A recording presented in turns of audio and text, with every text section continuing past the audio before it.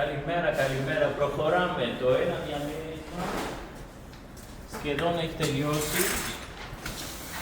Μπουζίνα, τείχους, μπάνιο, ποξίλωση, πατάρια, πλακάκια. Εδώ οι κάσες όλες έχουν βγει και στα παράθυρα.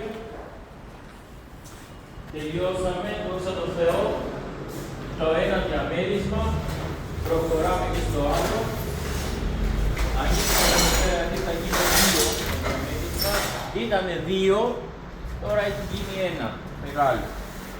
Εδώ πέρα παράθυρα, πόρτες, ιστορίες, τα πάντα έχουν φύγει. Από εκεί έχουμε το ίδιο μπάνιο, πατάρι, τείχους, όλα ξύλο. και πατώματα, όλα και τα παράθυρα όλα. 3 ή 4 μέρες έχουμε ρεύει. 4.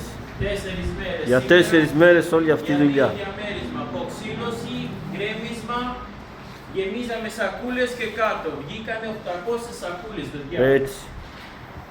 Όλα καλά. Μια χαρά.